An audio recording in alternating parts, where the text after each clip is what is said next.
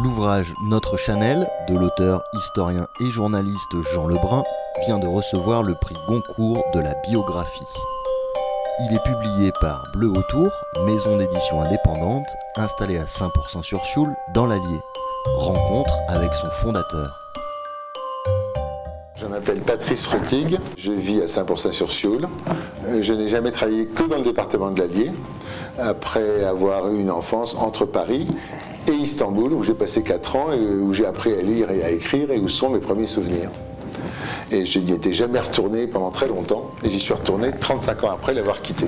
Et c'est à côté du moment où j'y suis retourné que je me suis mis à faire des livres, avec une collection qui s'appelle D'un lieu l'autre, pour accueillir des livres qui parlent de géographie intime, d'exil. C'est ça qui m'intéresse. C'est une question qui doit me traverser. Et du coup, on fait beaucoup de littérature étrangère, notamment. Ou alors, on tisse des liens entre ici et l'ailleurs. M'intéressent les gens qui sont entre 2 ou 3 cultures. Il y a une ouverture. Et l'étranger, c'est moi. Hein, voilà. Et c'est aussi faire passer cette idée-là.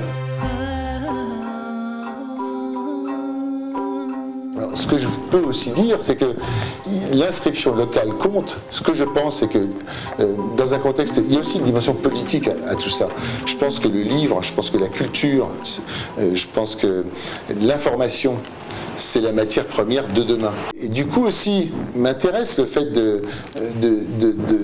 à 5% sur Sioule, de contribuer à un projet collectif avec l'association des amis de Frédéric Charmat, qui s'occupe d'art plastique. Nous, qui sommes ici un acteur éditeur, et pour faire que la culture en général soit prise en compte et mieux prise en compte. Et je pense qu'il peut y avoir des foyers culturels comme ceux-ci.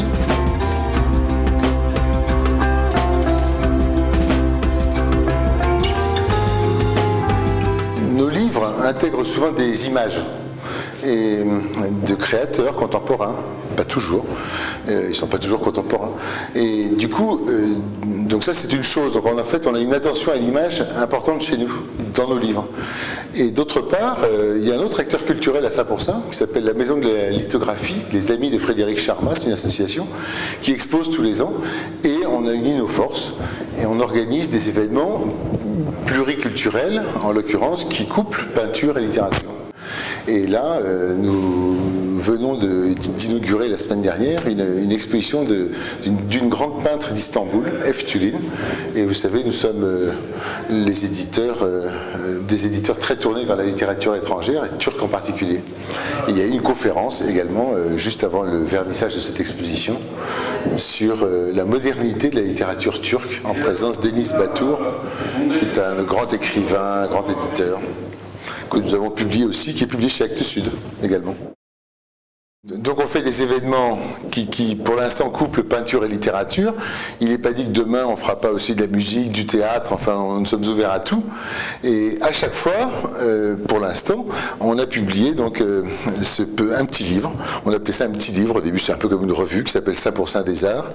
Et où il y a le catalogue de l'exposition en cours d'une part, mais d'autre part j'ai écrit un texte qui s'attache à tisser des liens entre la Maison de la Lithographie, Bleu Autour, les livres de Bleu Autour, notre démarche, parce que je trouve qu'une exposition qui arrive comme ça, et si on ne la met pas dans un contexte, on la comprend mal, ou on peut passer à côté. Là, on essaye de lui donner un peu de relief.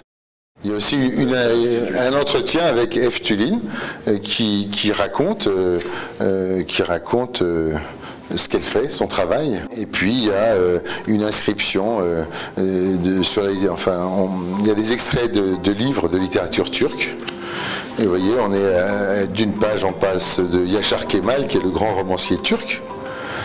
Et ça, c'était grand reportage, à La Marianne de 5% sur Sioule.